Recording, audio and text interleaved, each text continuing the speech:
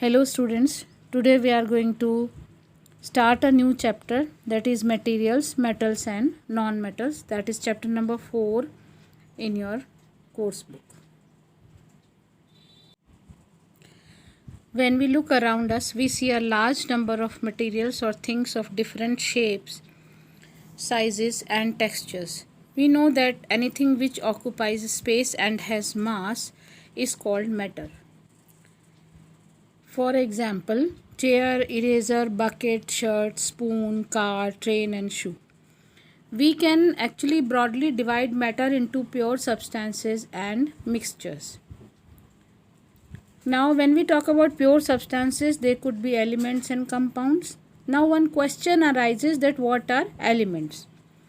So elements is a substance which cannot be split up into two or more simpler substances by usual chemical method. Now what are these chemical methods? If we want to apply heat, light, electric energy, okay, so they cannot be split into two or they cannot be broken. So those are known as elements. Now iron, oxygen, magnesium, etc. are the examples of elements.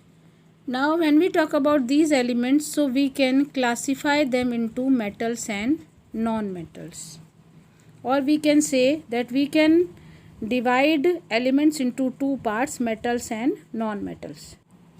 In this slide you are seeing some pictures of pipes. Now these pipes are made up of different types of metals.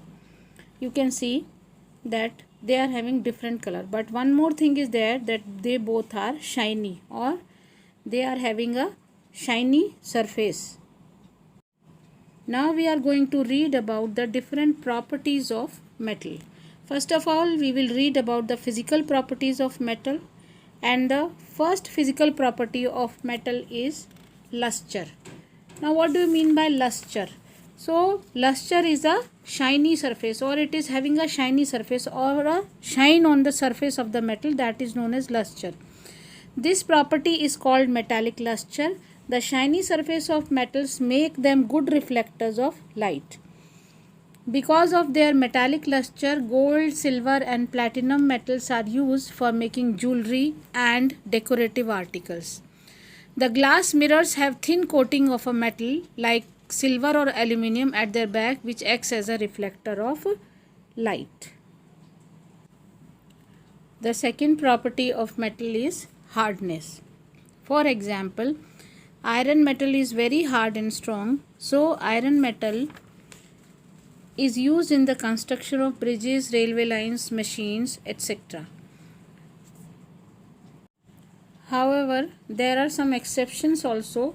For example, sodium and potassium and lithium, all these are not hard in nature but they are soft in nature. Now the third property of the metal is state. We can also call it the physical state. Most of the metals are solid at room temperature, but there is some exception. For example, mercury. Mercury is the only metal known to be occur in the liquid state in nature. No metal exists in the gaseous state. The next property or the physical property of metal is malleability. Metals can be beaten into thin sheets. Gold and silver are most malleable metals.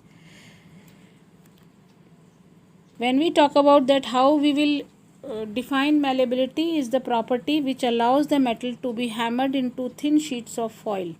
So that property is known as malleability. For example, the aluminium foil which you are using in your household for packing your food items, so it is also a sheet of metal only. It is made with the help of the physical property, that is malleability. The next physical property of metal is ductility. Most of the metals can be drawn into thin wires. The property which allows the metal to be drawn into wires is called ductility. Gold and silver are among the best ductile metals, or you can make the wires from them very easily. Copper, aluminum, iron and magnesium metals can easily be drawn into thin wires. So they are also ductile.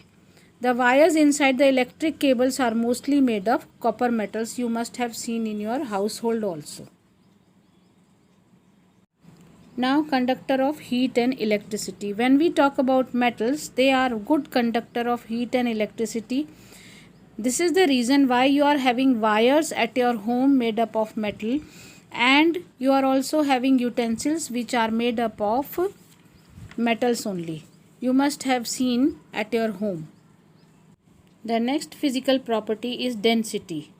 Generally, metals have high density and high melting point. The next physical property of metal which we are going to read is that metals are sonorous. When metals strike to a hard surface, they produce sound. We can take another example. When we push a wind chime, it produces a sound. When the metal pipes in a wind chime strikes each other, they produce a ringing sound. So the property of producing a ringing sound by a metal when it strikes with a hard material is called sonority. Thus metals are sonorous. This is the reason why metals are used for making bells. It is also used for making wires which are used in the musical instrument also. Non-metals are non-sonorous. In the next video, we will read about the physical properties of non-metals, and I will try to explain the chemical properties of